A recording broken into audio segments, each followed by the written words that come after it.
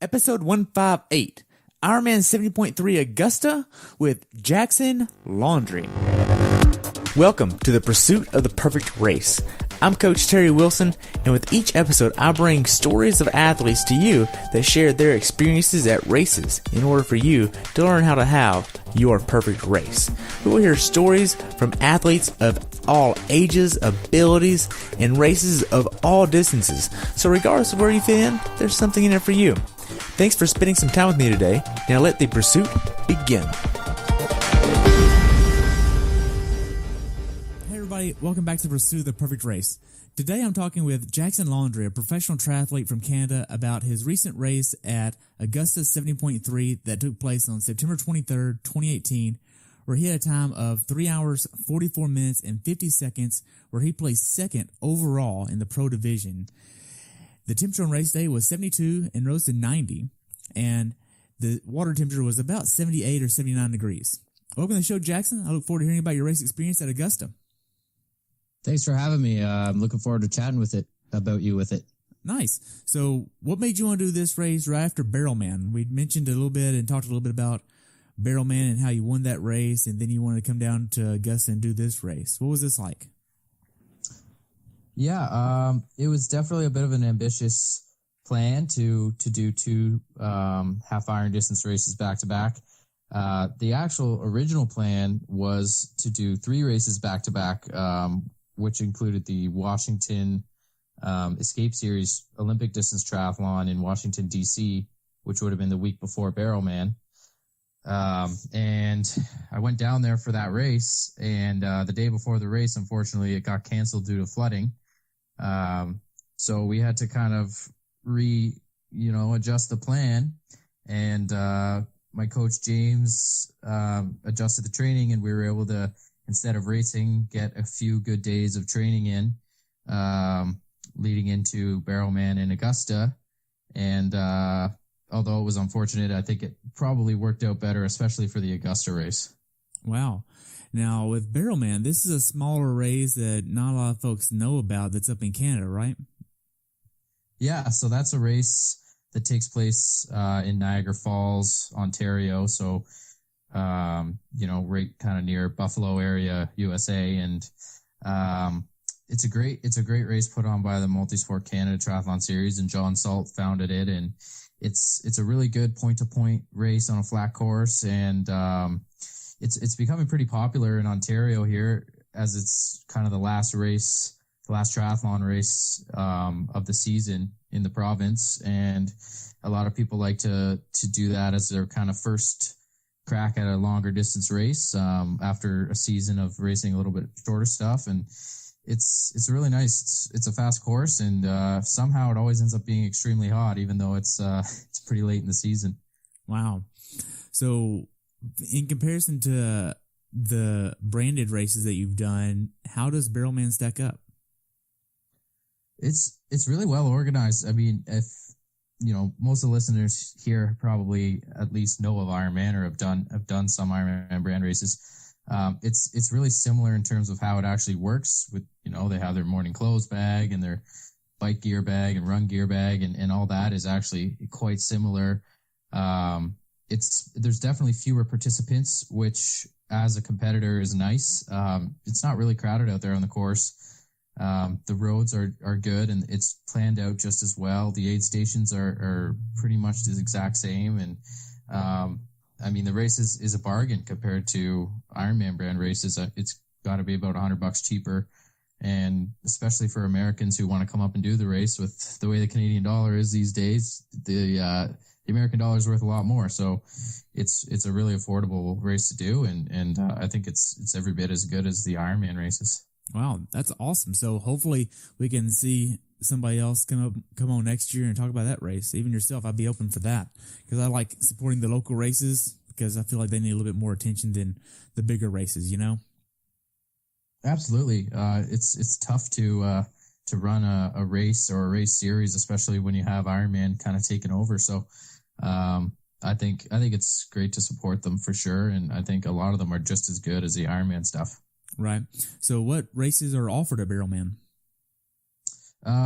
So there's a half iron distance race. There's also a swim bike and I believe a bike run only. And then there's relays.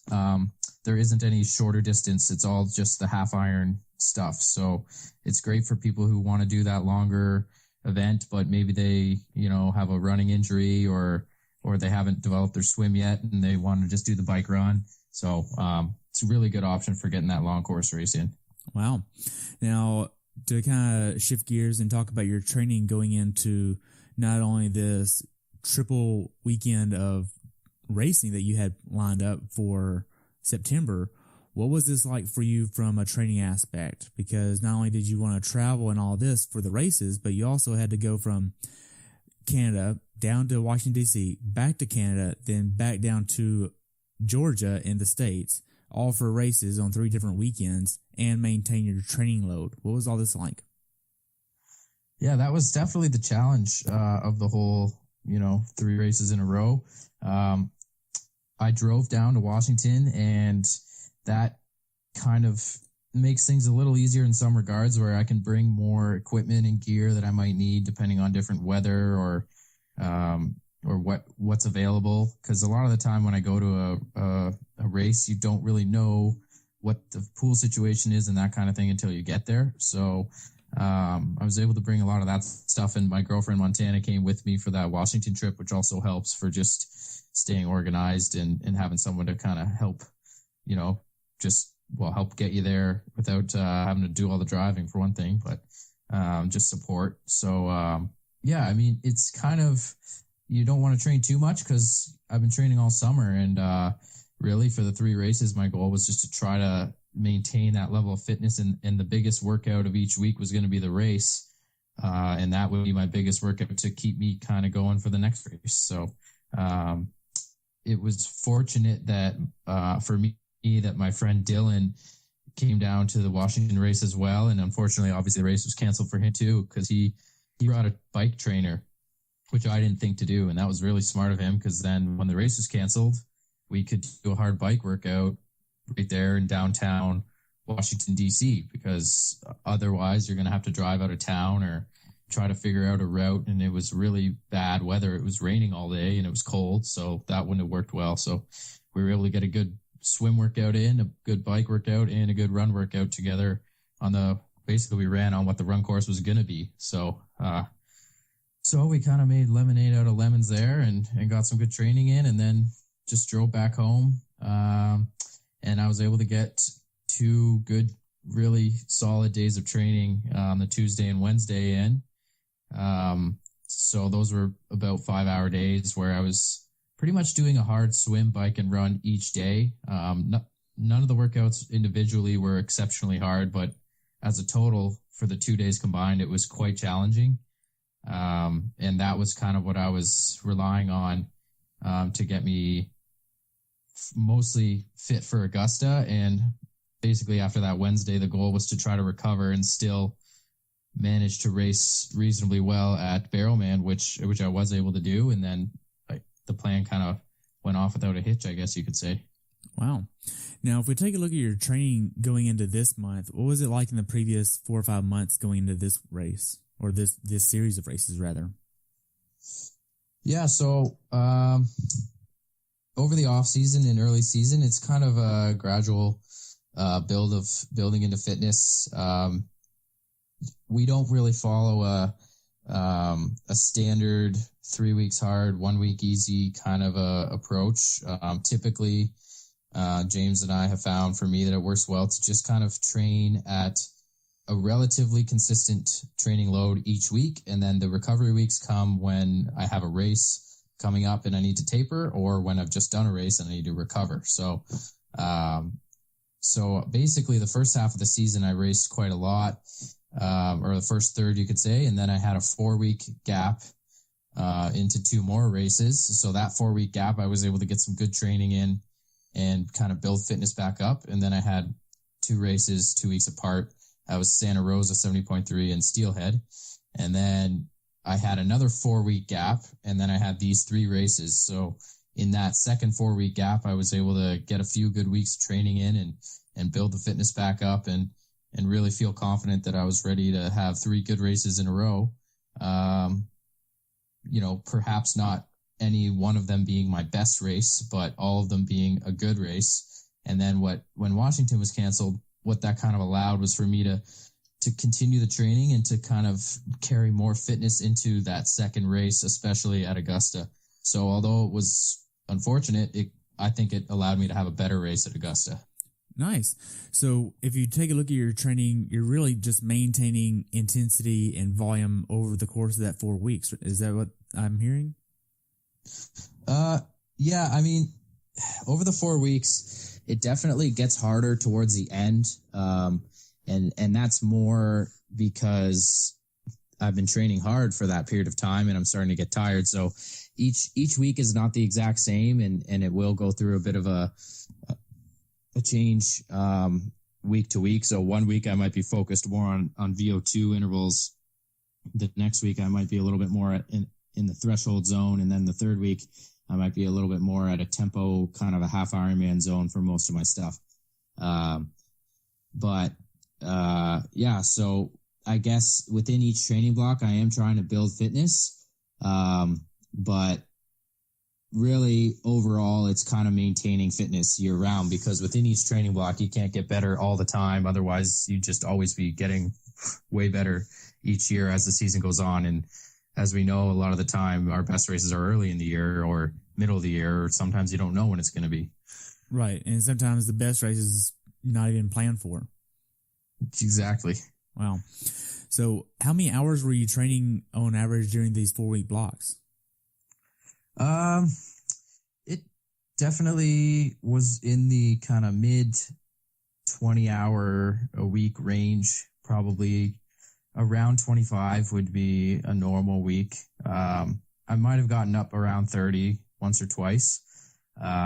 So I would consider that to be a relatively average training load for a pro athlete. And that's comprised of probably about, I would go anywhere between 20 and 25K swimming a week. Biking anywhere between 250 and 350K. In some of my biggest weeks, earlier this year, I was more around 400, but most of the time it's in the 300 or low 300 range. And running, my typical weeks are around for those heavier weeks around the 90 kilometers a week mark, anywhere between 80 and 100. Wow. Now, if you just do one workout that's long for each sport, the swim, bike, and the run, what was your longest workouts? My longest swim is probably 6K. Usually I don't go much over 5, but every once in a while we get a 6K swim in there. And for the bike, probably about 100. I think the longest one I did would have been with Cody Beals, and we did, I was probably around 140K and he did 160 or something like that. And then the run, I think my longest one was 28 and change kilometers. And,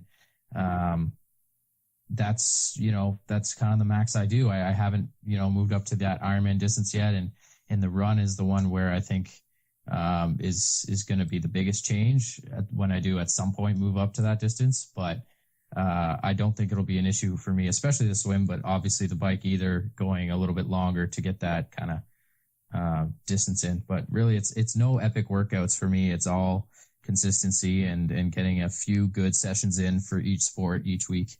Okay. Now, are you doing a lot of bricks in training where you go from your bike to your run or anything like that? Yeah, I do a fair bit of bricks. Our team does an interval brick workout, our team LPC, every Wednesday during the summer, almost every Wednesday. So for us, that's actually hard intervals, usually anywhere between 2 and 4 intervals of bike, then run, then a rest, and then we go again. And they're usually pretty short. Something like 5K bike, 1 mile run would be a pretty standard brick workout where we do 3 sets of that or 4. So that's a pretty big staple for me. And I didn't do that every single week, but probably 2 or 3 times a month. And then on Saturdays is when I have my long ride with usually quite a hard main set, which could vary anywhere from 1 minute reps to 10-minute reps. But then I do always run off the bike, and it's usually just a easy to moderate run. But the goal is to get off the bike and be running within 5-10 minutes. So I would say I do quite a bit of bricks. I usually 2 a week, and it's just normal for me to run off the bike, and it doesn't seem to be an issue for me to do the run right off the bike, or I can do it later in the day sometimes, and I don't find that there's a huge difference as long as I was taking in good calories on the bike and hydrating properly. Okay. So now with the long bike rides and the longer runs that you're doing, what kind of nutrition do you use? I use F2C nutrition, so I'm using that every day in my training, even if it's just a swim workout. And especially for recovery, they have great recovery products. They have something called Rehab 3-to-1, which is a carb to protein mix. They also have just regular protein, and they have a 5-to-1 endurance mix, which is heavier on the carbs, and that's kind of good for when you're training a lot during the day. But for the longer bikes, I use their glycodurance and mixed with hydrodurance. So it's a mix of complex carbs as well as some simpler carbs. And for me, that seems to work really well. And they have some really good flavors, so you can mix it up and not be always drinking the same old thing. And they have some unique stuff. People kind of get sick of the old orange and lemon lime, and they have like mango and strawberry kiwi and some different ones that mix it up a bit. So that makes it a little bit more interesting. Nice. Now, of all the nutrition companies out there that you can pick from to actually get the calories that you need while you're working out, what makes F2C really stand out versus the rest of them? Well, they have really great ingredients. They really don't add a lot of preservatives and sugars and things like that. Like if they use sugar, it's cane sugar. Also their complex carb that they use it's called cluster dextrin, and it's similar to, but probably better than maltodextrin. So it's a complex carb, but it can be absorbed very well. So for a lot of people, it's a big difference being able to absorb more with that cluster dextrin. And for me, it seems to work very well. I've been able to absorb in my races sometimes well over 100 grams of carbs per hour, which is mostly glycodurance, as well as mixed in with hydrodurance. So it's premium stuff. It's really good quality, and I've been really happy with them. This season is the first year I've worked with them, and it's been a huge difference for me having that really good, reliable nutrition plan. Wow. So even on these longer bike rides of over 140K, have you had any issues in the GI system or cramps or anything? No, I haven't had any cramping or issues. So in my training, I have certain key workouts where I will do my exact same plan as I will be doing for the race, just to make sure that I am able to do it. But during a lot of those long rides, the F2C is all my fluids and the majority of my calories, but I also like to just have some random snacks. I'll bring candy with me. I'll bring licorice. I like red licorice. I'll eat that. It's just, it gets a bit much to only take in fluids for the calories sometimes. So people kind of make fun of me that, I'm all about healthy eating for the most part, but then I'll have licorice or Skittles during a bike workout. So I definitely do mix it up, but that helps to kind of get the body ready for anything, and I think that's part of the reason why I don't have GI issues typically. But the big thing is during the races especially, and the longer rides, most of the calories are coming in from F2C, and I haven't had a problem with any digestion of it. Wow. Now, on a day-to-day basis, how do you monitor what you eat, or does it really matter to you what you're eating from a day-to-day nutrition standpoint? Yeah, I pay really close attention to my nutrition, and that doesn't necessarily mean everything I eat is perfect or I never have sugar, nothing like that. I mean, as we speak, I've got a cola sitting beside me, and that's something that I do drink from time to time.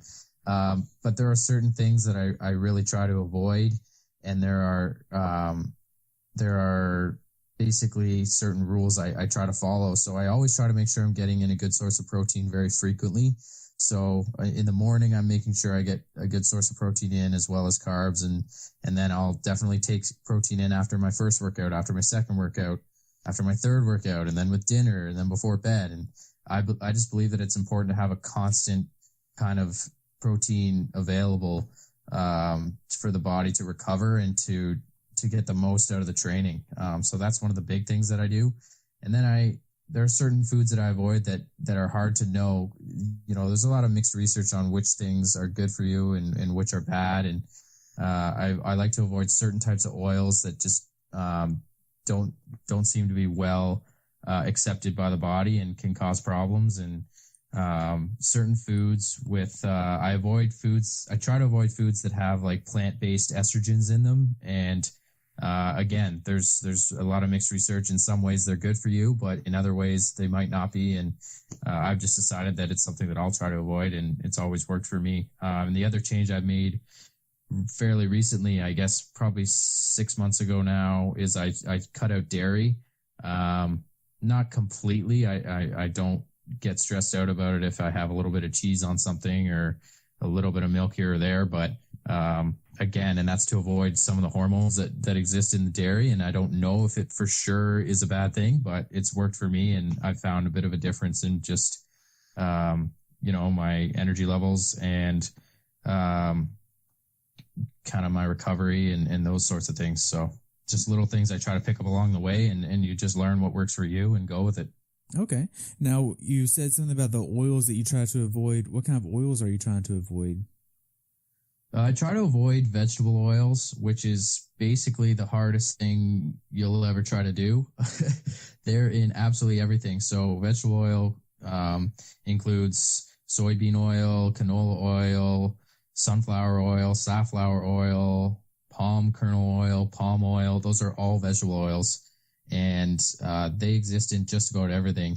But the reason I try to avoid them is because there's quite a bit of evidence to suggest that they actually can cause cancer in the long run, because what happens is they're slightly different than the rest. They're slightly different than the oils your body's used to. So when we're using a triglyceride or making that's what recovery is. We're making cells again. We're repairing cells. Right. When it incorporates one of these vegetable oil fats into the cell, it's very slightly different than what it's supposed to be. It's just a slightly different shape, and that can cause the cell to basically break down, and it can cause cancer in the long run if you have a lot of these cells with a lot of these slightly different fats that comprise them. So it's one of those things where if I have a little bit here or there by accident, or it's in something, that's fine. But I definitely don't cook with vegetable oil, and I try to avoid things that have a high content of it. And that's probably not really a performance benefit. It's more just a long-term health benefit that I think is important. Right. I mean, being that we're talking about the science and the properties of all that, I feel like we could talk about the hydrogenated oils as well, and partially hydrogenated oils, and you'd be comfortable with that? Yeah, I could, I have a minor nutrition. I don't necessarily remember every single detail, but I definitely have a bit of knowledge in that department. Yeah, so for me personally, I know I like to avoid the partially hydrogenated oils and the hydrogenated oils, and I have my own reasons for it, but I would assume, being that you just said this about the triglycerides with oil, you would probably also be wanting to avoid the hydrogenated oils? Yeah, as much as I can. And sometimes, sometimes for me, the way I like to kind of look at my overall nutrition habits is to kind of step back from the exact specifics of it, where the hydrogenated oils and the partially hydrogenated are bad. But in a more simple way to look at it is, where are these oils coming from? And if the oil that I'm using, or this can go for any kind of thing, it can go for protein or carbs for that matter. What is it coming from? Is it a natural source? So when you think of vegetable oil, it sounds natural because it's vegetable, but really, if you think of vegetables themselves, they're not really oily. It's a very complex and high degree of processing that it takes to get the oils out of it. And it makes sense that they become then unnatural. So if you think about avocados, those are oily. So avocado oil, you just simply have to separate the oil out of the avocado, and there you go. And it's the same thing with coconut oil, and it's the same thing with olive oil. Those are all things that are just very simple processes to get the oil. And that's a lot of the time. I think that's why it's healthier, because you're not processing it. And so it's the same with hydrogenated oils. It's just the processing causes them to be in a conformation that our body's not really used to. And so you don't have to know all the science behind it. You just have to think, oh, is this something that seems quite natural and easy to attain? And if it is, then it's probably okay for you. Right. Now, when I started learning more about the hydrogenated oils and partially hydrogenated oils, one of the metaphors that I found out there was you're basically putting diesel into a gas tank, and you're not really going to be able to burn it because your body doesn't really know what to do with this oil, because it's completely different and it takes a long time to break it down and get it out of the body to move it along, or even convert it to fat for that matter. Yeah, absolutely. That's great. And that's a good analogy. And that's exactly kind of how I think of it. And it's a great way that people, you don't have to have a nutrition degree to understand. And, it's a simple thing that people can kind of try to make those changes on their own, but it's actually incredibly hard to avoid those things sometimes if you're looking at the ingredients of what you're eating, and everything's processed with vegetable oil, and it's quite a challenge to find things that aren't. I think, it's something that everybody can think about, but for me, that's one of the things that I do, just to kind of try to stay healthier overall in the long term. And it's not all about performance at the next race, but, when I'm 60 years old, if I haven't taken in all these terrible oils my whole life, I might be a little bit better off. Right. Now, to transition back to talk a little bit more about your training here. So we know your hours of training maxed out at about 20, 25 hours. You're paying attention to nutrition. You're paying attention to your workouts, your data, all this stuff on a day-to-day basis, because this is your job. Now, were there any days where you just mentally did not want to train? Yeah, that's a great question. Usually there's about 2 days a week where I really would rather just be recovering and lying down in, taking a nap all day long. So that's kind of the nature of training. And the reason that I'm able to get through them is because I know I'll be better for it. And for me, I have a very structured training plan that I know exactly what I have to do on every day. And for me, that's what helps me get through those days, because the way that the training is planned, I typically have 2 days quite hard, then a recovery day, then 3 days quite hard, then a recovery day. And that's my 7 days. So I don't ever feel like I'm really fatigued and wanting to take a break until I'm on that last day before the recovery day. And that's kind of when it always happens to fall for me. And then I know I just have to get through it. I can do this. I can get to my recovery day. Then I'll be great and good to go for the next block of 2 or 3 days. So, for me, it seems to be pretty much every week, twice I'll have those days where it's just really hard and I kind of just struggle through it. And sometimes I still crush the workouts, and sometimes the workouts crush me, and that's just part of it. And, it's helpful to have people around who are kind of in the same boat, or even if they're not on the same schedule as you, if they're just jumping in with you for the workout and helping you get through it, then that's a big help for sure. Okay. Now, I know you train 25 hours a week, but when you're not training or racing or traveling to a race, you're spending time with a girlfriend, and what else are you doing? Yeah, so I definitely like to spend time with my girlfriend and friends and family. I like to keep up with other sports, hockey, of course, up here in Canada. And when that season's on, it's definitely a pastime for me to watch those games. And I pay attention to baseball and in a little bit in each of the big sports. But I like to do different things. Sometimes, I like to go for hikes, or we'll occasionally we'll do things like rock climbing or a different activity. My roommate recently bought a dog, so now a lot of my time is in the free time. What would normally be free time, we're taking care of him, but it's fun, and we go for walks and dog trails and stuff like that. And we just, we like to do different social things, and a lot of the time it's just relaxing and putting the feet up and watching a movie and kind of recovering and just getting the mind off of training or racing or something else, taking a load off the mind. Wow. So how big of an issue is balancing life and work and basically training for you? Hey, everybody. I just want to say thank you for listening to the podcast. And I just want to let you know that I've enjoyed having so many people on this show, and I couldn't really do it without your support. Thank you so much for tuning in, listening, and being a part of what I'm doing. If you would, take a few moments to leave me a review over on iTunes. It would help me out tremendously, and enjoy the show. Wow. So how big of an issue is balancing life and work and basically training for you? It's definitely a challenge, especially because there's no set work hours or work day.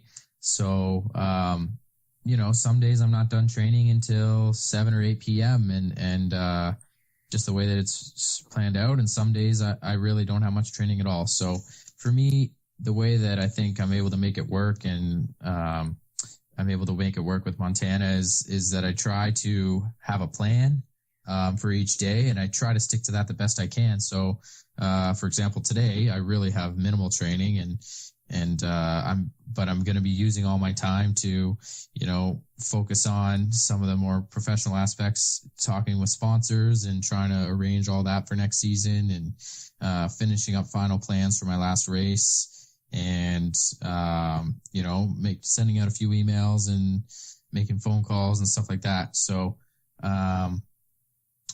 and doing this with you, and that's part of it too. So, trying to do all those things. And then at, 5:30 when Montana gets home from, school, I'm going to try to just be unplugged, and maybe we'll go for a little easy mountain bike ride together and just, try not to work. So I think the main thing is just making sure that I do make time for those other things. And, it keeps me happy. It keeps everybody else in my life happy, that I can at least still keep in touch and do some social things as well. Wow. Now, if you take an idea of what you like to do in your spare time to help prepare for the balancing of all this, do you have a way of communicating with Montana of, hey, this is my training schedule this week. This is about the normal week is going to look like this, or is she already in a schedule of, hey, she understands it? What is this like? So when I'm in a training block, each day of the week is pretty similar to the next week. So, for example, Wednesdays is when the group training is in the evening. So that's kind of the one evening where, we don't have as much time to spend together, and that it works for us because we know that that's the case. So a Wednesday is a good day for her to do something, maybe with other friends, or maybe to spend time working on homework or what have you. But, it's definitely communication is the main thing for me and for us. And I think for probably any pro athlete, is just to really make sure that you're doing all your training and you're focusing on that, but also you're having the time where that you're not focusing on that. And, obviously sometimes something comes up and you gotta, call someone or change a plan or change a flight or do something. But for the most part, it's just about, for us at least, just knowing, hey, today I'm done at this time and you're done your school at this time, and that works great. And, then we can make dinner and just kind of relax. Gotcha. Now to transition a little bit to talk about Augusta itself, when did you start traveling down to Georgia? Yeah, so I drove down. So that's a 14.5-hour drive from Guelph, where I live. So I left on the Wednesday at about 1 o'clock in the afternoon. I made it down to Pittsburgh, and then I got a hotel and, had some dinner and relaxed, did a little run workout, little short run. And then I got up the next morning and drove the rest of the way down to Augusta. Got there at about, I want to say 6 p.m. Unfortunately, I hit some traffic. I was going to make it there for around 5, but that's the way it goes. And yeah. Okay. Now, did you get an Airbnb or a hotel? Did they have a homestay for you? What was this like?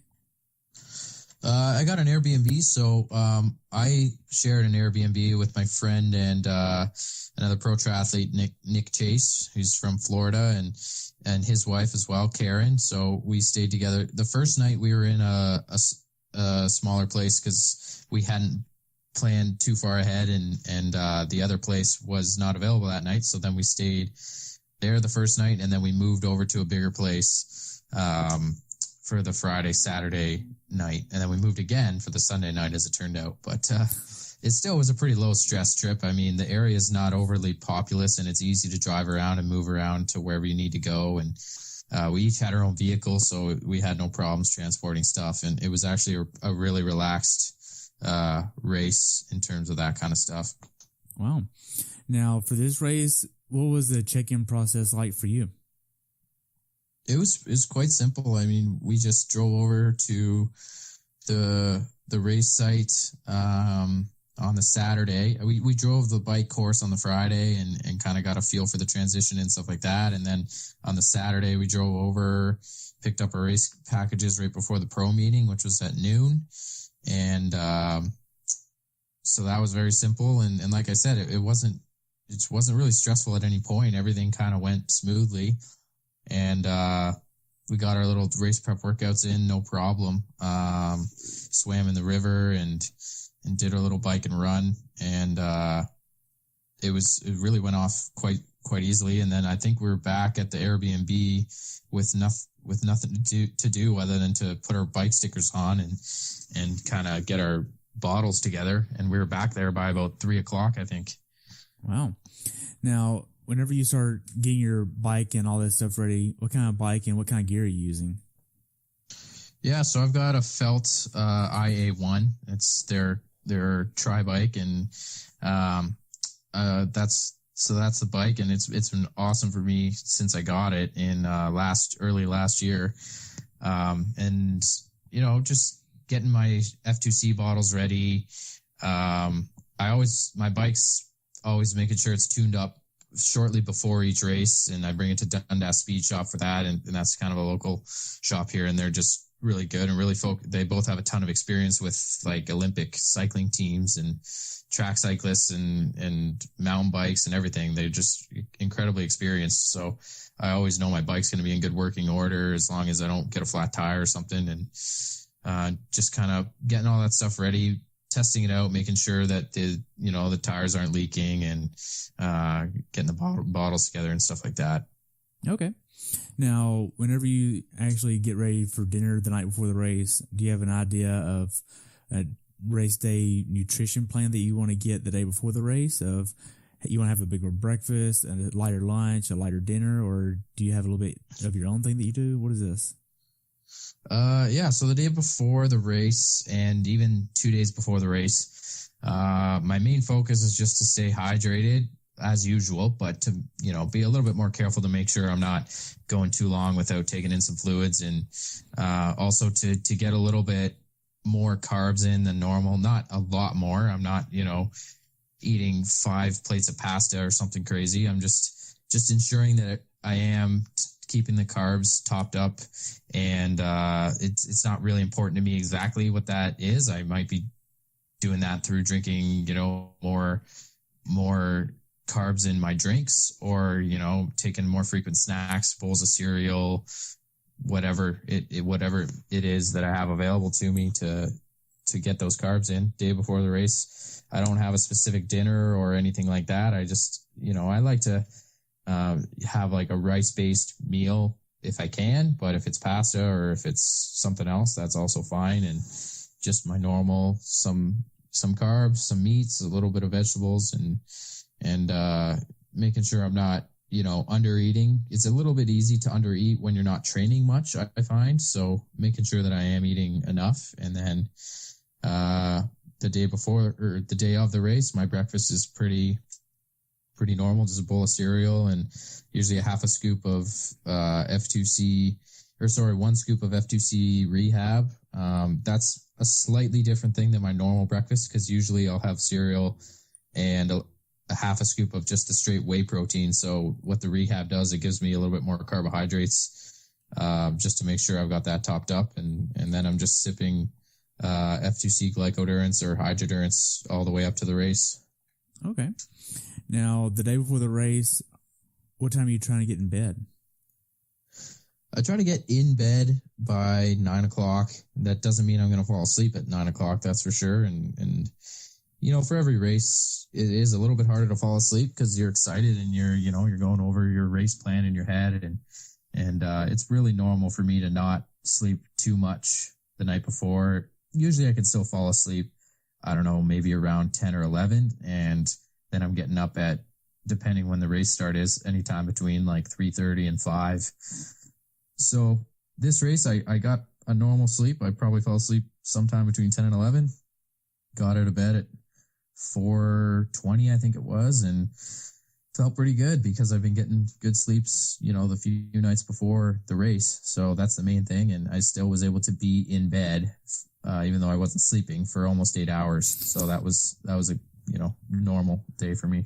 Wow. So you've been pro for what, 4, almost 5 years now, and you still get race day nerves?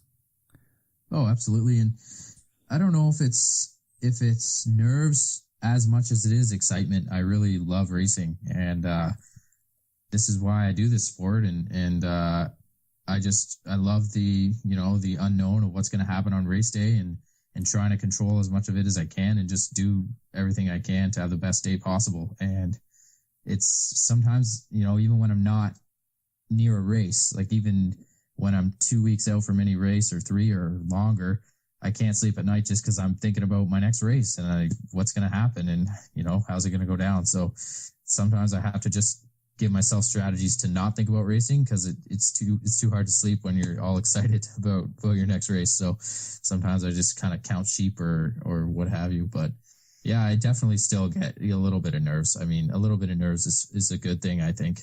Wow.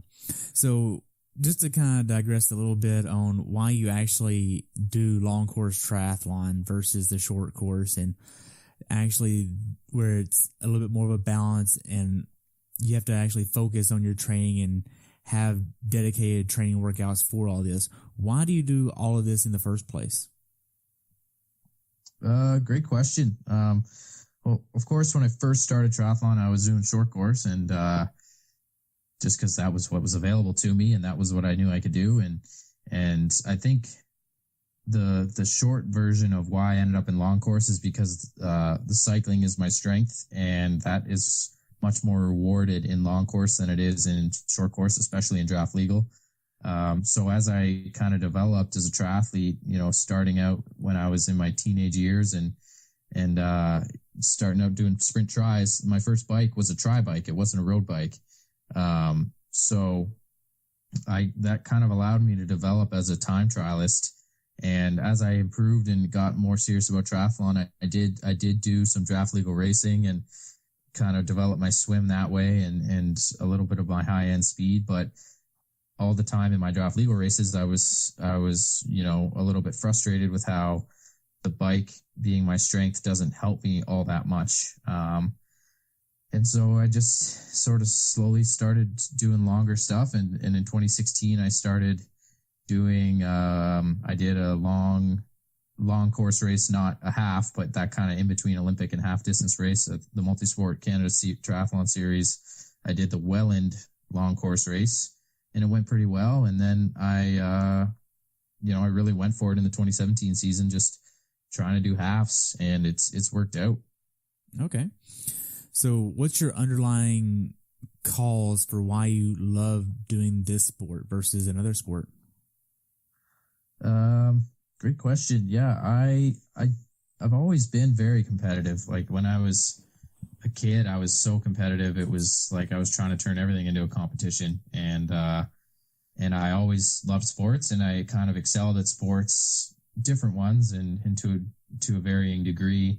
I played team sports, hockey and soccer and baseball. I pretty much tried everything. I did skateboarding. I did badminton in high school. But really when I started noticing that I had a bit of a talent for long distance kind of endurance sport was cross country and track. Through high school, I had some success there. Nothing, really exceptional. I never qualified for like the Ontario championships, the OFSA. But I had some success locally, and I started getting into triathlons later in high school. And I think that what gravitated me towards it was that I was able to be in control of what happened to me.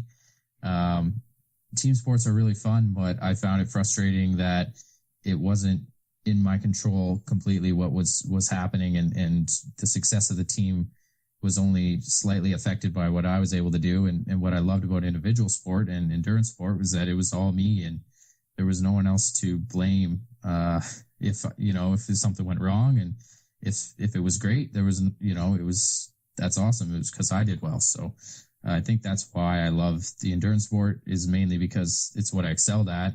And I love the individual aspect because I'm able to make all the decisions and control the outcome as best I can. Wow. So to get back to the race here, you wake up on race day. What's your race day morning ritual like before y'all leave the Airbnb?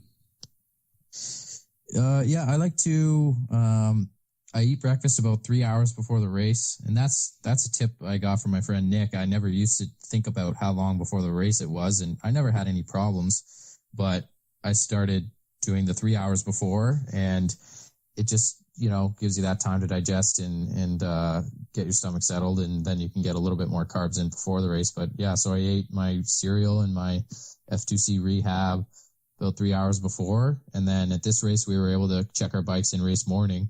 So we just put the bikes in the back of Nick's truck and we drove over, and I think we probably arrived at the race site around 6 a.m., maybe slightly before that.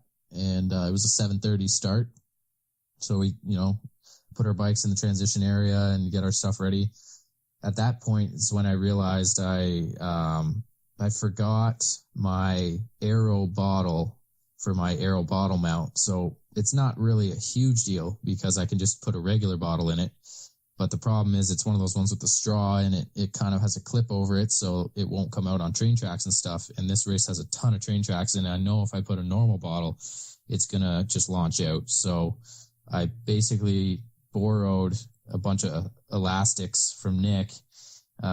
He's always prepared probably more than me, and he had a bunch of extra ones. So I was able to elastic that one in place. So my plan was basically to just leave it in there and not touch it until I needed it, and then to just break off all the elastics and to toss my other rear bottle and to put the bottle that was in the Aero holder into that rear cage. So it ended up actually working out pretty well. But yeah, I mean, even on a good race, sometimes not everything goes perfectly, I guess. Right. And I mean, you're human and we do forget things. So it's just part of it, I guess. Yeah, for sure. I mean, I've forgotten that thing before, and it's kind of frustrating that I forgot it again. But I have that backup plan because I know that it can work also. And there was another race this year where the same thing happened, and I found a backup plan that worked totally fine. So it's good to have that backup plan for sure. Right. Now, in transition one, you're putting 95 and 100 PSI, and you're using a disc and a 90 millimeter front, and you're wanting to get about 400 calories of F2C an hour. As far as your actual kit that you're using, knowing that it's going to be really hot out here, are you using a sleeved or a sleeveless kit? I use a sleeveless kit, so that's from Own Way Apparel. I've been working with them this season. They've really got top-notch tri gear, and I have both. So basically my deciding point is if it's a wetsuit swim, I might use the sleeved kit, and if it's a non-wetsuit, I'll definitely use the sleeveless. So if it's a wetsuit swim and it's really hot, I might kind of decide either way. But this one was a non-wetsuit swim, so it was a sleeveless kit, no question. And I've always used a sleeveless kit in the past. It's always worked well for me. And I really like their sleeved kit as well, but it was a no-brainer for me to go with the sleeveless this time around. Okay, because at Barrelman you did a sleeved kit. Yeah, so that was a wetsuit swim, and I thought it was a good chance to use the sleeved kit out, especially because it's a really, really flat course, and I thought there was a good chance I'll be biking solo the whole time and wanting to maximize any aero advantage I can, and the sleeve kits, it's hard to know for sure, but they likely help a little bit with aerodynamics as long as it fits really well, and this one does fit me quite well. So for the Barrelman, I decided to go with the sleeve kit, mostly because it's a wetsuit swim. Okay. Now, with your kit from Ownway, are you having to use any chamois cream or anything like this for your ride? Yeah, I mean, I always use Body Glide. The Ownway kits have really good chamois in them, and they're quite comfortable, especially compared to a kit without a chamois in them. But I always use Body Glide just because there's going to be a little bit of chafing that happens if with a race that long. It's pretty much inevitable. So, but with the Body Glide, it seems to just not give me any problems at all. I also put Body Glide around kind of my neck area because my swim skin causes a little bit of abrasion there if I don't. So, that's part of my normal routine, and that seems to work pretty well. Okay. Now, whenever you leave transition and you head down to the swim start, how is all this emotions for you at this point? So I walked down with Nick, and it was about it's a straight down river swim, so we basically had to walk the exact distance of the swim course. And this was actually, I enjoy doing this as long as it's not too long of a walk, and it's a good time to just kind of relax and focus, but try not to get too nervous. And it's great to be able to do that walk with somebody else who's in the race, and you guys can kind of chat about the race or just about other things and keep each other, loosened up and not too nervous. So sometimes I find if I'm completely by myself, it's great for focusing, but I've got to make sure not to get too nervous. So this worked out really well for me. And it's nice to walk and kind of keep the blood flowing a little bit, as long as you're not, walking 5 miles or something ridiculous. Right. Now, whenever you actually get to the swim start, you know that it's obviously not going to be a wetsuit legal race. And there's a stacked field in the pro division of both men and women. And Tim O'Donnell's there, and that there's other rookie pros there, but you're obviously not a rookie at this sport. You've been in it for quite some time now. How was your mindset whenever you started lining up alongside all these other pros? For me, the part of preparation for the race is to really understand who is going to be there and who is my competition, and what are their strengths, what are their weaknesses, are they somebody I need to think about or worry about. So in doing that, I identified Hunter Lucy as likely the best swimmer and cyclist in the field, and Tim O'Donnell as a very good swimmer and strong cyclist and a very good runner. And then there was some other guys in the field who were variable, different levels of swimming. I know Kevin Collington's a good swimmer. I know a few others in there can swim well, but those other guys I knew weren't going to be as strong as myself on the bike, and I needed to use that to my advantage. So my plan was to try to swim as close to the front as I could, obviously, but to really use the bike to kind of allow myself to get up to the front where those fast swimmers / bikers are, which I expected to be Hunter Lucy and possibly Tim O'Donnell. And that's kind of exactly how it turned out. So for me, it's lining up beside everyone. I'm not really nervous or anxious because I kind of have a plan for what I think might happen, and it never goes exactly as I thought it would. But I can kind of tell who I kind of know who are the fast swimmers, who are the slower swimmers, who are the guys who are around my level. So I try to line up at least near some of those faster swimmers so I can try to get on their feet and have a good swim. Right. And you also have Matt Hansen there as well that also won Ironman Texas there. Yeah, absolutely. And I knew exactly what he was going to be able to do. And he's typically a little bit of a slower swimmer than me, though he's improved his swim a lot. And again, typically a little bit slower than me on the bike, but the run is absolutely his strength, and he is an astounding runner.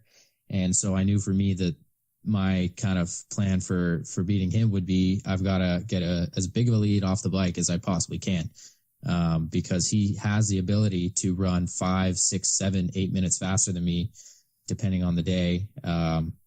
And that's a lot. So right. It's kind of hard to get that big of a gap. Wow. Now, for your mindset, whenever you're actually going into this race, did you have an idea that you wanted to place second or even first at this race? Because you're within 2.5 minutes of first place. Yeah. So, I always, virtually always have a plan in place in my mind that will allow me to have a chance to win, my best chance to win. And like I said before, the plan doesn't always go perfectly, but for this race, I had a plan to try to win and to try to get my best possible outcome. And it wasn't a be all end all. Winning the race is what I have to do, because I know that sometimes it's just on the day not possible based on what other people are able to do. But my plan was certainly to try to win, and to, if not win, just finish up as high as I could, and certainly on the podium. So I think I was really happy with the result. Obviously winning would be better, but I did everything I could to win, and it just didn't happen on the day. And Tim O'Donnell was phenomenal. And, I wasn't really overly disappointed when I realized my chance to beat him was kind of gone when he got away from me on the run. So, podium is always at least the minimum goal, and sometimes that doesn't even happen, but I was really happy to get up to second on that day. Wow. It seems like that you know to almost approach it like a long train day that's supported, and have a little bit of gratitude along the way. Is that right? Yeah. It's kind of like that, where you have a plan, for sure. And I think for any athlete, any age group athlete, it's a lot like training in the sense that you have a very, specific plan for how you want things to go, and how you're going to execute it. And, the encore support just makes it that much easier and more fun to do the race, because you can, you don't have to worry about packing a ridiculous amount of stuff, and you can grab it as you go. But I would say for sure it's similar to that kind of long training day, other than that you're just going absolutely as hard as you can go. And in training, it's not necessarily the best to always do that. Wow. Now, the 5 minutes before the cannon goes off for the swim, what's the tension there like right at the start line? Yeah, it was interesting. We were able to do our swim warm up, but it was quite a small area. So I think probably most people didn't get as much swim warm up as they normally would. And that probably included me. I did, a relatively normal warm up, but maybe a slight bit less. And it was an interesting start because it was kind of an in-water start with one hand on the dock. And although there was a lot of space, everybody was really clumped up near kind of the left side. And I ended up kind of in the middle of that. And I had this kind of gut feeling that I should probably move to one of the ends, either the far left or the far right. But I chose not to do that, and it turned out to be a bit of a minor mistake. But it was kind of crowded there, and it was a little bit interesting that that was the tactic that everyone kind of tried to clump up to that side. And it's understandable. People want to be close together so that they can draft as much as they can. So it wasn't necessarily surprising. Okay. Now, for the swim, the cannon goes off. How does the swim course go for you? It went, the start really didn't go overly well for me. Like I said, it was crowded, and I ended up kind of getting jostled around, and I wasn't able to get clean water and really swim to my potential just for the first 100 meters or so. And there was a lot of guys ahead of me who probably normally wouldn't have been, but that was okay because I kind of used that time to just draft behind some guys that normally wouldn't be ahead of me, but I knew I would be able to pass them and move up during the swim. So after about 150, 200 meters, I really started to get some space and to pass guys and to try to work my way up the group. And by about the 400 meter kind of mark, the packs had sort of established, and I had seen through sighting that a couple guys had kind of gotten away, and then that everyone else was sort of together. And so I just tried my best to stay in that line of guys, trying to stay on each other's feet. And I was able to do that for the most part till, very late in the swim. I kind of lost the feet of the guy just ahead of me a little bit, but that's for me partly strategic. I think a lot of people really, really increase their effort towards the end of swims. And I found for me that if I can just relax a bit more and maybe get out 5 seconds slower, it actually is beneficial because I'm able to really be aggressive at the start of the bike because I'm not, at 190 heart rate, really out of breath. I can kind of get on the bike and just do my thing. Wow. Now, for this one course, it's a point-to-point downriver, and that's probably why y'all had probably about a minute and a half, 2, maybe even 3 minutes faster than what you normally would if it was without a current, right? Oh, yeah, for sure. At least, I mean, with a non-wetsuit swim, I would normally expect to be somewhere around 25, 26 minutes, and I think I was 21. So I think it was probably 4 minutes that it helped, and that definitely changes things because instead of having 30 seconds on some of the guys or a minute that I might be ahead of, it was like 10 seconds.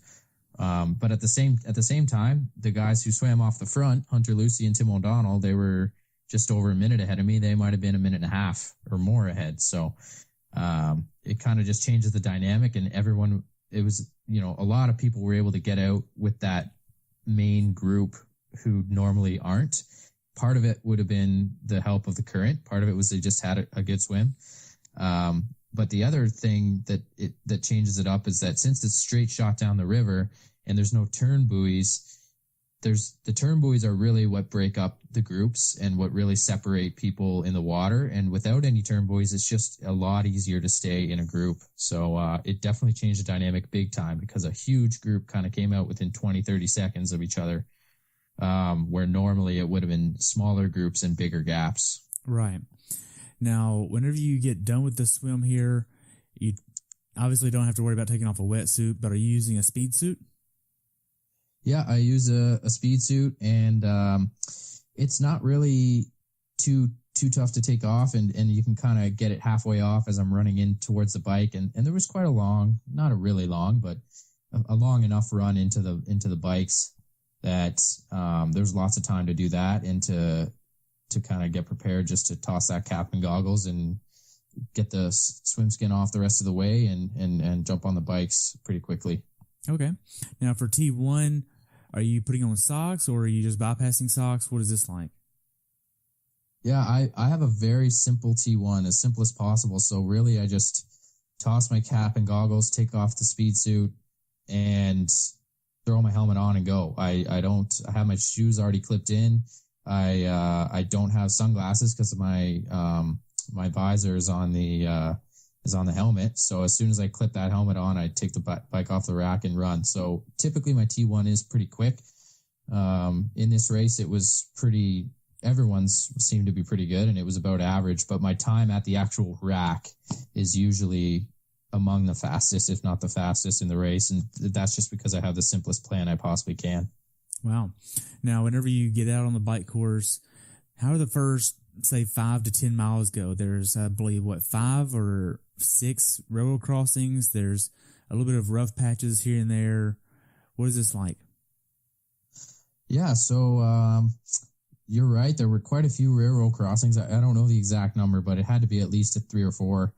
And so those were somewhere around the 5 mile or 3 mile mark in the race. But right away, you get on the bike, you go down the road, and then you have 2 quick left-hand turns, and then you go about another mile, and then you have 2 quick right-hand turns. So in that time, I basically jumped on my bike, and I was 6th place coming out of the water, and there were 3 guys that were not far ahead of me, but they were 15 seconds ahead of me getting on their bikes or something. So I decided to just really focus on catching them before I even got my feet in my shoes. So I actually spent the first 2 minutes or so with my feet on top of my shoes, just working pretty hard to catch those guys. And so for me, that looked like it was about, I'm just pulling up the power file here. My first few minutes was an average of about 320 watts. So that's not a huge effort for me, but it's certainly higher than a normal half Ironman pace, kind of even effort. And once I got to the back, kind of 12 meters behind the last guy in that group, I used that time to put my feet in my shoes and take a brief rest.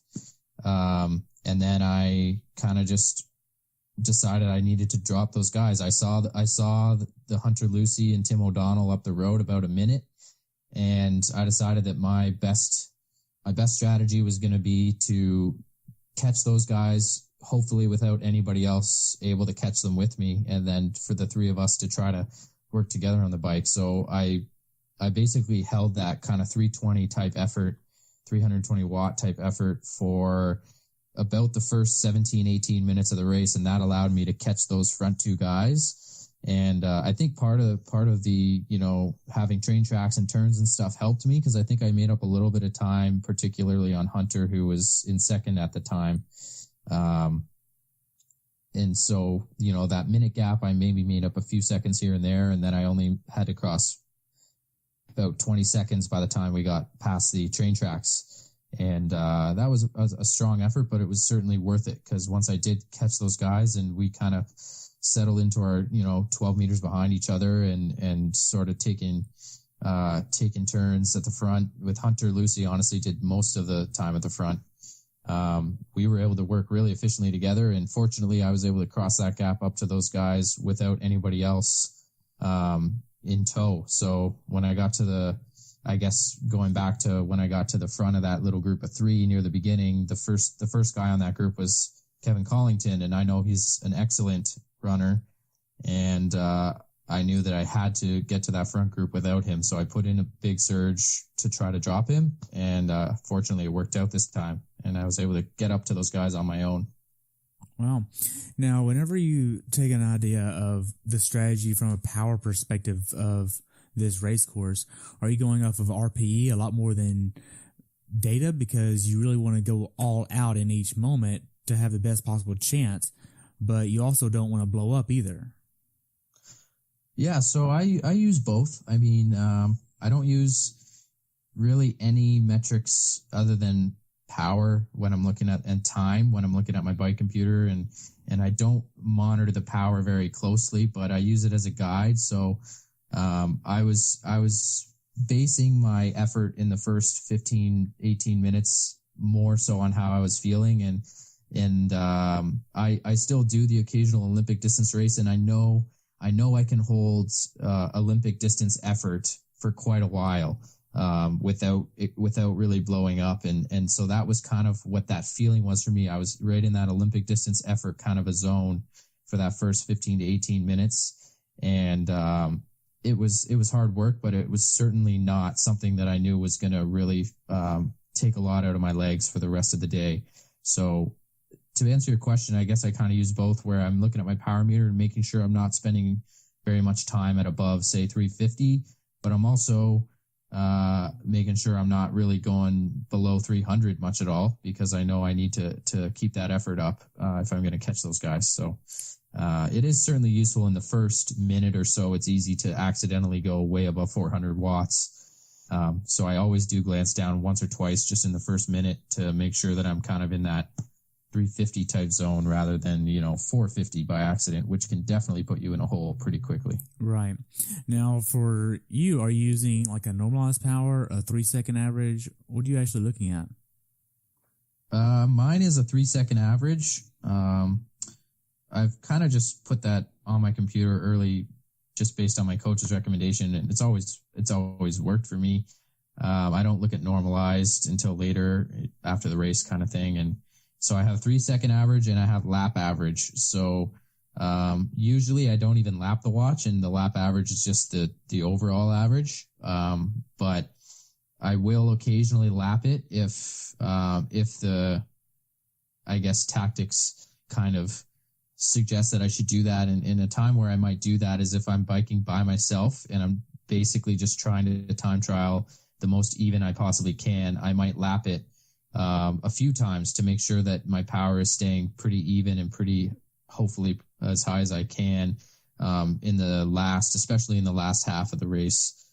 Whereas in this race, I never lapped it because once I caught Hunter and Tim O'Donnell, I knew that my power did not matter anymore, and it was going to be trying to maximize my speed with the group and trying to go fast when I'm at the front and trying to, to stay at the legal distance or slightly further than the legal distance is how I like to ride in groups, just to be safe. And sometimes that means you got to spike it a little bit if somebody's putting in a surge, or sometimes that means you're not working that hard. And it doesn't really matter if my power is 220 watts for a few seconds, because I am where I need to be. Right. Now, I know that your best FTP is 363 for a 20-minute test. Are you near that right now? Yeah, so I would expect that I'm probably right in that same neighborhood now. My kind of 20-minute efforts and short, high-end stuff hasn't really changed overly dramatically in the past year or two. It's kind of the longer efforts where I've really started to be able to hold higher watts, and I might be a little bit higher than 363 at certain times in the season, but I don't really test it very often, usually only once a year, and often I don't rest for it, and I'm not really tapered. Well, certainly not tapered, but also not peaked for it, and that's just whatever I can do. So I imagine there have been times where I might have been able to do 370, but at any given time, I'm probably around that 360 kind of a range would be what I could do. Okay, the only reason I ask that is because whenever you're thinking of what numbers you're looking at, you kind of have an idea of what percentage this is of your max to kind of gauge how much it's taxing your body, right? Exactly. So that 363 translates to approximately a 345 FTP. So I've kind of always got that number just in my head where I know I can go 345 for quite a while if I have to, but I would rather not spend extended periods of time above there. So that's kind of what I was thinking at the start of that race at Augusta, where at the start, I was riding at around that 320 for quite a while, and I knew that it was going to be sustainable and okay for me to do that because it was still a little bit under that threshold number. Right. Now, on the bike, aside from the railroad tracks and the rough road at the very beginning, how was the quality of the road for you? It was great. I really enjoyed the course. For the most part, the roads were really smooth. There were some nice hills kind of in the midsection of the bike course. And the first big hill, Hunter really punched the pace up that one. And, I think I can just look at it here. I had about, what was my peak 2 minutes? My peak 1 minute was 417 watts, and that would have been up that hill. So, it was pretty variable, but the hills were nice. I enjoy getting some hills to get out of the saddle for a few seconds and sit up and to stretch out a bit. And there were some nice descents, winding descents that were not too steep sharp of turns, so you could maintain your momentum. And especially that middle part was really nice. And there was a couple roads that were a little bit on the rougher side, but for the most part, it was quite a good road quality. Nice. As far as the bike ride goes, is there anything you'd want someone to be aware of that hasn't done this course before? That's a good question. Overall, I think, you got to be careful. There's a fair number of 90-degree turns. But there's a lot of people around, and there was officers at each intersection, so it was pretty safe. If there's anything that I can kind of suggest, it's in the last probably 1/3 or so of the bike, it flattens out again. And I think it's pretty important that you don't go out too hard in the bike, because if you're kind of struggling later in the bike and you're not able to stay aero and you're not able to push out good power, you're not going to take advantage of that fast section towards the end, where in my race, we were able to really stay strong in that last third. And that's where we put a lot of time into the rest of the group. So if you can kind of take any pointers, is to not work too hard in that middle section with the hills, and to make sure you can still finish strong for the last, half hour, an hour. Okay. Now, your nutrition plan is about 400 calories an hour. Did you hit this the way that you wanted to? Yeah, so I mixed 3 bottles with 2 scoops of F2C glycodurance and 2 scoops of hydrodurance per bottle. So that works out to a total of 70 grams of carbs, which is, let me do the math here, 280 calories per bottle. And the total ends up being 280 times 3, whatever that is. So almost 900, I guess it would be 840 calories. So that's a little bit more than 400 per hour, slightly, given that it's just about a 2-hour race. But I always know that there's a tiny bit that gets left in the bottom of each bottle, and maybe you don't quite finish the last one. So that was exactly what happened. And I was able to stay pretty much on pace. I fell behind with the consumption a tiny bit, and that's more just because early in the race, when I was putting in that big effort, I didn't take the time to drink as much as normal, which was okay. I didn't fall way behind, and I still was able to catch up. And at the end of the race, I had about maybe 10% of my last bottle. So I probably still consumed right around that total of 400 an hour or so. Wow. Now, whenever you start getting to miles 53, 54, and 55, are you doing anything here to start preparing to start running, or are you charging all the way through? What does this look like from a strategic standpoint? For me, I was really trying to keep the effort pretty good and to keep the speed high, because I know that these last few miles are a part where, the group behind us with some really fast runners, they might be starting to sit up and try to save their legs. And I honestly felt that the bike wasn't that hard of an effort. It was probably my lowest effort level of any bike ride this year. Overall as a total. Really? So yeah. So even though I managed the fastest bike split and I had a great ride, I think part of the reason, probably the main reason why it didn't feel too hard, is because I was riding with 2 others, and we were all able to kind of take our turns at the front and have time where we're not at the front, and we're still keeping the pace high because the guy at the front is still setting a good pace. So since I didn't feel overly exhausted, I was able to keep that effort pretty consistent right to almost the dismount line. So I took my feet out and pedaled on top of my shoes for probably the last 30 seconds or a minute or two. And I was able to get to the front of the group of 3 of us right before the dismount. So I dismounted my bike. I was in the lead, and I was able to get onto the run course just a few seconds ahead of Tim O'Donnell. Wow. Now, for the first mile, we know Tim O'Donnell catches you and passes you slightly by the first chip map. How was this mentally whenever he started to pass you? This was fine for me. So I pretty much right from the start of the bike, I knew that Tim O'Donnell was really in form and he was going to have a good race. He had a great swim. He looked strong on the bike. He didn't seem to be overly exerting himself.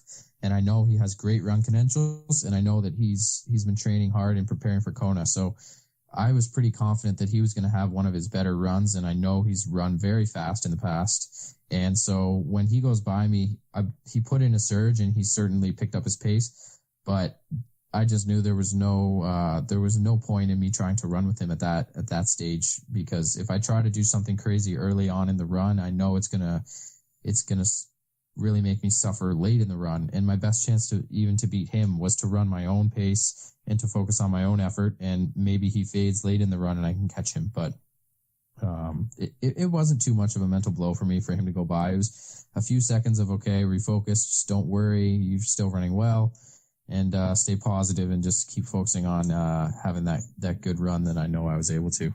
Right. I think a lot of people that even stay tuned or even are aware of the pro fields in triathlon are really aware of the fact that whenever pro athletes pass each other on the field, or on the course rather, it's really not in anger, and it's really, hey, good job, keep it up. And there's really like a positive tone to it. Does that make sense? Yeah, absolutely. I think it kind of depends. In this case, there weren't really any words exchanged between us, because I know that he knows who I am, and he kind of knows that I have the potential to run pretty well, and he knew he needed to put in a surge and try to get that gap and take control of the race. So it was kind of a decisive point for him. And if he had been catching me from, a mile back and he made up so much time and just rolled right on past me, that's a little bit different. But since it was early in the run, it still hadn't really settled in what the dynamics were going to be, how fast was each of us going to run. And so it was kind of still a bit of a point of uncertainty. But usually, if someone passes someone else in the middle or towards the end of a run, it's a bit different, and it's pretty clear that whoever's passing the other person is just going to go by. So at that point, usually there's some words exchanged. And, for me, I can remember many times where Matt Hansen has gone by me, and typically there's a quick little good job, keep going or whatnot. So I definitely hear that. Wow. Now, whenever you get to the middle portions of the run, miles, say 5 through 10, how is this going for you?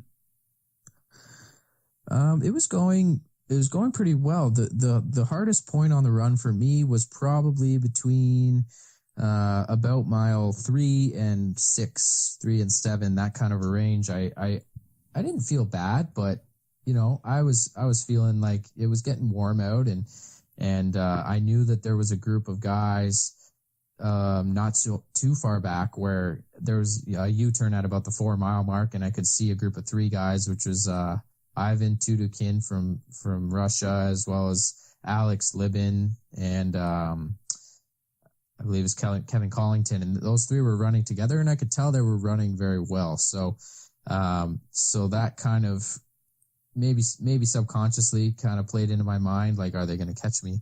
And I was really able to still continue to run a pretty good pace. And by the time I got to about mile 7, I started to feel quite strong and confident that I was going to hold a good run together. And I actually think I ran quite a bit faster from miles 7 to 10 than I did from miles 4 to 7. Okay. Now, whenever you start thinking of this course, we know it's almost completely flat. I think there's one little uphill that gives it some kind of elevation, but it's for the most part really flat. Yeah, it was pancake flat, and I like flat courses for running. For whatever reason, I've seemed to. I mean, everybody runs faster on flat, but I just like getting into that rhythm and to really kind of keep the turnover going, and the flat courses allow that. But there's quite a few turns on the course, which does help to break it up a little bit. You can kind of think, okay, the next turn's coming up. Just stay focused till there, and then we'll reassess there. And it helps to mentally compartmentalize it a bit. But yeah, definitely pancake flat course for sure. Okay. Now we know it's getting kind of hot out there. Are you looking at your heart rate or your pace or cadence metric? What are you looking at on your watch, if anything? I don't wear a watch on the run at all. So, for me, it's all perceived exertion. And, if there's anything I'm focusing on in terms of my running form, it's kind of to keep the turnover high and to really, keep mostly just to turn the legs over really well rather than trying to focus on big, long strides and focus on staying cool. Like you said, it was getting hot. So, I wore one of the hats from my apparel sponsor, Ownway, which is a really lightweight kind of foam material. And, it was extremely good for this race because I was able to put ice in it and kind of keep that against my head almost at all times. And that helped tremendously to stay cool. And so I didn't actually even feel overly warm at any point during the race, and it was because of that. I could tell it was getting warm, but I was really focused on cooling at each aid station. So So that was really what I was focusing on, is just staying cool and to keep the turnover up. And I don't look at heart rate or anything like that. I don't even look at heart rate in training. I couldn't tell you what my zones are or what my max heart rate is or anything. Wow. Now, from a nutrition standpoint on the run, are you just continuing with the F2C on the run course, or are you doing something different? I actually don't use F2C at this point on the run course, just because they're still working on their gels, which are going to be coming out soon. I think, and I hope, but I don't have a flask or anything, so I just grab a couple gels in transition. I pack those. And then I run with no real nutrition. Once I go through those first 2 gels in about the first 6 miles or so, I'll be through those, and I'm just taking in as much fluids, which is usually Gatorade, I guess, on course. It was awesome at IRONMAN. They had F2C on course, which was better for me because that's what I'm used to training with. But it was Gatorade and Coke at the aid stations. So that's what I'm trying to take in to get the calories in, as well to stay hydrated. And then I'm drinking a little bit of the water, but usually I'm just splashing the water and grabbing ice. So, and then I usually do take a third and maybe even a fourth gel from the aid stations. So I'm just kind of grabbing what I can at that point and a little bit by feel. So in this race, I didn't take as many gels. I maybe took 3 total instead of 4. Or 5 even. And part of that is that it was hot, so I was drinking a lot more of the Gatorade and the Coke, and that's kind of giving me the sugars I need anyways. So, really no strict plan for the run other than to just grab those 2 gels and to go from there. Okay. Now, I know it's pretty bright on this day instead of the overcast that it had been there. Were you having I know you were using that cap, but did you have a way to make sure that the sun wasn't making you tense up as much? Yeah, so I always wear my Zizou sunglasses. They're really light, really, really good sunglasses that they don't move around, and you can kind of maneuver the nose piece so they fit perfectly. So I had the hat on and I had my Zizous on, and so I was really feeling relaxed and relatively cool. And I think that makes a huge difference when it's hot. And having done IRONMAN the weekend before, that was actually even hotter. It was about 8 degrees Fahrenheit hotter at IRONMAN than it was at Augusta, which really helped me to prepare for that race. And I learned at that race that the hat I was wearing wasn't quite as good for cooling. And so this Onway hat really kind of made that difference for me. And then the sunglasses, that's always part of my plan for every run. I throw those on, and you don't even notice them because they don't fog up. They don't really get all kind of... They don't get a lot of marks or things on them. They're really good at kind of just staying clean and clear, and it helps stay relaxed for sure. Nice. Now, miles 10, 11, and 12, you know that you're probably going to be in second at this point just because Tim is just a little over a minute in front of you at this point. Were you okay with this, or were you beating yourself up about it? What was this like? For me, it was really a positive mindset throughout the whole race, but even the run. So in that group of athletes that got off the bike, I believe it was about 3 minutes and 40 seconds behind our group. There were some really good runners, and I know Ivan Tudikin from Russia has run very, very fast. He ran, I believe it was about a 1:11 at World Championships 70.3 last year. So even though I saw that I wasn't going to be catching or beating Tim O'Donnell and getting the win, I was really just focused on running well and staying ahead of everybody else. And so when I kind of got to about the 11-mile mark, which is the turnaround, where I could see behind, I could see that it was about a minute to a 90-second gap to the next runner. And I felt that I was running quite strong at that point, and I knew no one was going to catch me. So that was actually kind of a positive point for me, where I was, able to gain some energy from that and say, okay, great. Like I'm going to do this. I'm going to get second. I can just keep pushing and nobody's going to catch me.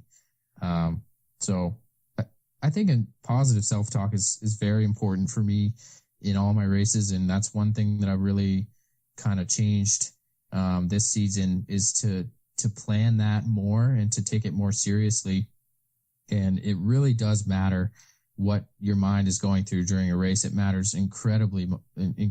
It's, in the swim, I'm focusing on, just keeping the turnover high, keep pushing, stay with that group, get on those feet, like always push. And on the bike, it doesn't take quite as much, focus for me to bike like I want to, just because it comes more naturally to me. And the other thing about the bike is it's so long that you go through different phases. And early in the bike, sometimes you're telling yourself, okay, just stay relaxed, stay focused to hit your power numbers. And then later in the bike, you might be telling yourself, okay, keep the power up. I know it's hard. Like, keep pushing through this. You can do it. It's almost over. And so, focusing on those kind of messages. And on the run, it's just keep my turnover up, keep pushing. Like, you can do this, like, stay efficient, stay relaxed, keep pushing. And those help a lot. And if you start thinking, oh, someone's going to catch me, oh, I'm not running well, oh, I don't feel well, oh, it's hot, all those things are going to slow you down. Even if they aren't slowing you down, it's just your mind slowing you down. Wow. Now, the last 800 yards before the finish line, you're getting into the chute finally. What was your finish line experience like? It was great. I mean, there's usually quite a few fans lining that finish chute, and there was here. And the announcer did a great job of kind of, giving me a little bit of attention there and saying a few things about me, and I've had a good season and that sort of stuff. So I really like it. I like to interact with the crowd as much as I can. I like to give high fives and, pump up the crowd when I can, and give, especially kids, I like to give them high fives and anything that can maybe make their day and inspire them to maybe do a race is awesome. So I enjoyed it. I didn't really, walk or go crazy slow or anything, but I was kind of not too worried at that point about the race and just kind of focusing on the moment for sure. Wow. So after you crossed the finish line, what'd you do next? First thing I did was I congratulated Tim. He actually came up to me and congratulated me, and we were out there racing each other side by side for a couple hours, and you go to battle with each other, but at the end of the day, you're still friends, and he's a great guy. I really enjoyed chatting with him after the races and gaining some of insight from him. He's a really experienced guy. But the first thing I actually noticed when I crossed the line was how hot it was. As soon as I crossed the line, I really felt hot. It was kind of interesting. I guess you stop getting that wind cooling and the sun's out, and it was like, holy cow. And then I just focused on trying to get in a lot of fluids, and we did the champagne celebration, and that was a lot of fun. And Ivan Tudikin ended up coming in third behind, and the three of us were up there, and the champagne kind of battle is always a good one. Wow. So as far as being prepared for this race, even though you did a 70.3 in warmer temperatures the week before, do you feel like you were as prepared as you could be for this race? I feel like I was as well prepared for this race as I have been for any all year long.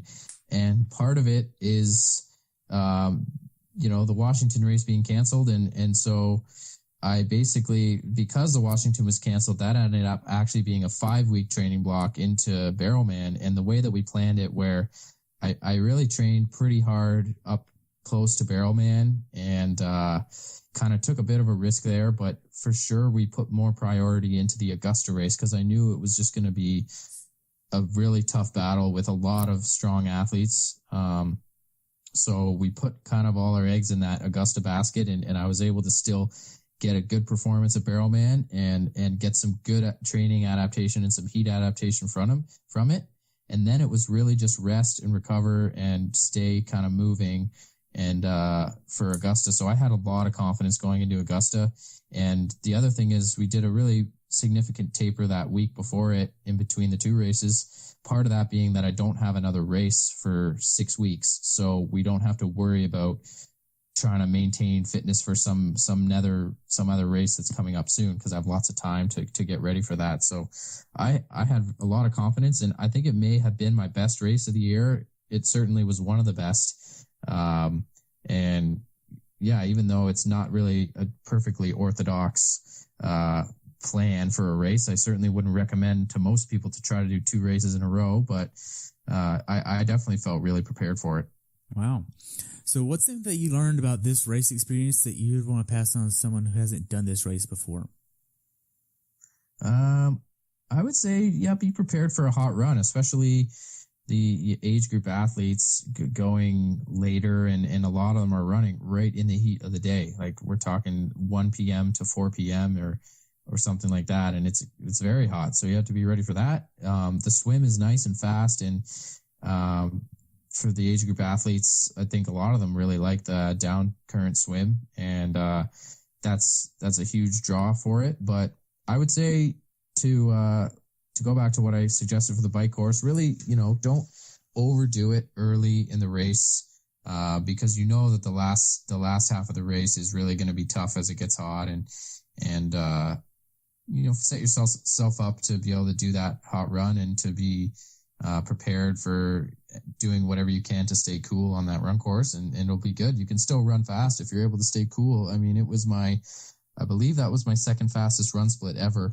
Wow. I think I ran a 1:16:24, and it was in hot conditions. So my fastest run was in Santa Rosa earlier this year. It was a 1:15:30 or so, and it was very cool there. It was probably about 60 degrees during the run and cloudy. So that's a huge difference. And are you really able I could even argue that. What's that? Go ahead.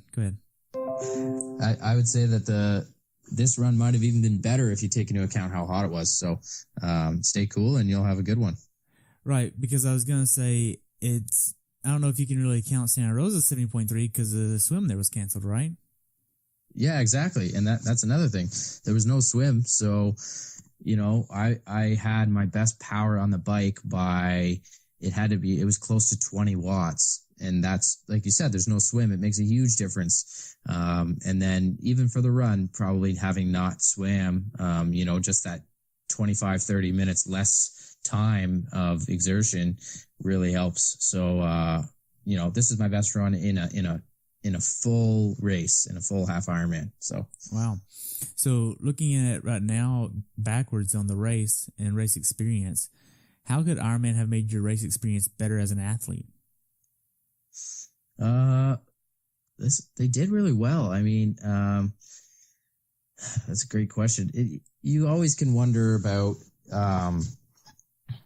maybe, I guess this is more from the spectator point, but just having a little bit more,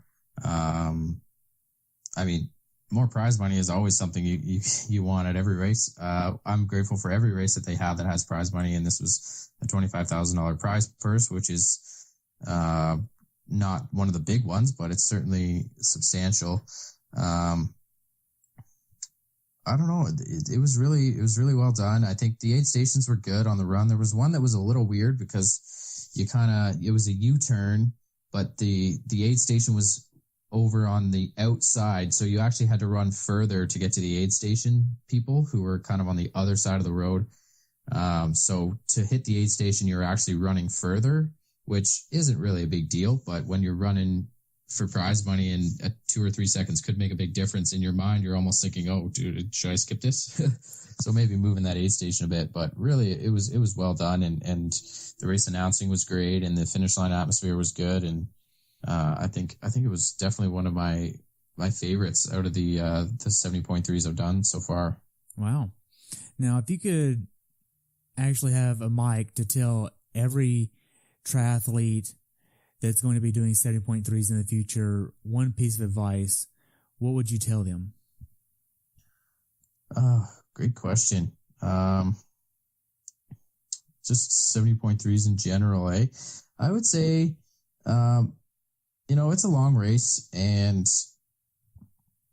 just listen to, your body and trust your training and follow the plan. I think it's easy enough to go into a race and to get excited and to sprint the transition area because everyone's cheering for you, or to go out too hard at the start of the bike or the start of the run or those things. So just trying to just stay relaxed and to trust that you can do this. You've done the training, you know what you're doing, and to take that extra couple seconds to think about each step along the way and to really to enjoy it, but also to get the most out of your experience. I've done exactly the opposite of that before. I've gotten out of the water in my first ever half Ironman. I got onto my bike and I hadn't taken off my swim skin. And so I rode the bike with my swim skin on, which I think a lot of people have done, but it was Puerto Rico and it was really hot and the swim skin was black and it was hot. So, if I had just stayed relaxed and just kind of, not gotten overly excited, I would have probably remembered to take it off. So, wow. Try to enjoy it. Nice. Well, just have a few questions to wrap up here.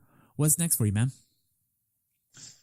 I'm taking a pretty darn easy week here and just going to build back into it on the weekend. And then I've got Ironman 70.3 Argentina. So that's the South American Championships in Buenos Aires, Argentina. That's November 4th, and that's going to be my last race. So I've got a good chunk of time here to build up for that and hopefully have my best race of the year, which is kind of what I hope every time. But this time I think I definitely have the opportunity to do that with a good focus and a taper for one big race. Wow. So you've been in the sport for, 5 years now, right? I did my very first triathlon when I was 10 years old, but as far as being a pro, it's been probably about 4 or 5 years. Okay. So what races are on your bucket list? You've done plenty of them, I'm sure.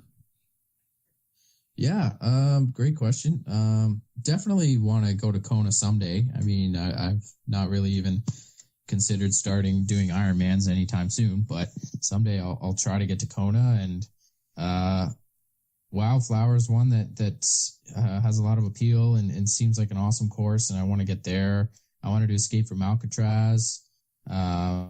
Maybe someday when I'm doing kind of the Ironman distance, I'll try Challenge Roth is one that is, raved about, and I'm sure it's amazing. And then probably, I'm sure I'll do someday Ironman Mont Tremblant. I do the half there every year, and it's a great race. And obviously my friend Cody is an inspiration to me, and maybe I'll race against him there someday. Who knows? Wow. The race director there actually does a really good job putting that race together. Oh, absolutely. And the half is great. And I've heard that the full is even more exciting. And it's awesome. I might even go watch it sometime before I do it, just because it seems like an incredible atmosphere. Wow. So, Jackson, how can people follow you? Yeah, I've got Instagram. My Instagram's Jackson Laundry Try. My Twitter is @JackLaundry93. And I've got my website, of course, jacksonlaundry.com. And then you can friend me on Facebook, Jackson Laundry Professional Triathlete. And or actually, I think it's just Triathlete. But either way, there's not too many Jackson Laundries. I'm sure you can find me. Nice. Well, Jackson, I just want to thank you so much for coming on, spending some time with me. And now it's the favorite part of the interview where I ask the same question, and that's, what's your definition of a perfect race? Wow, perfect race. Perfect race. For a professional, I think a perfect race is a career ender, because as soon as you do a perfect race, you pretty much have nothing left to accomplish. And I like to think that there's no such thing, and you just kind of keep chasing. That's why we do this, is to keep getting better and better. And as soon as you achieve what you might have thought was a perfect race, that's no longer a perfect race, because you can do something to do a little bit better. So I guess we'll say the perfect race is non-existent, and if I ever do find it, that'll be the day I retire, I guess. Wow, that's awesome. Well, Jackson, thank you so much for coming on the show, spending some time with me today. I've enjoyed it. I look forward to following you in the future at the 70.3 South American Championship, and I'd love to have you back on afterwards. Awesome. Thanks, Terry. Yeah, I hope to be back on again sometime. Nice. Have a good day, and we'll talk soon, okay? You too. Thanks. Thanks for tuning in today. I hope you were able to learn something from today's episode. If you enjoyed the show, please take a minute to leave a review on iTunes or share it with a friend. Be sure to subscribe so you never miss an episode. If you'd like to see pictures from this athlete's race, learn more about who I am, what I'm doing, or be on the show yourself to share your story, check out my website at CoachTerryWilson.com. Until next time, continue the pursuit.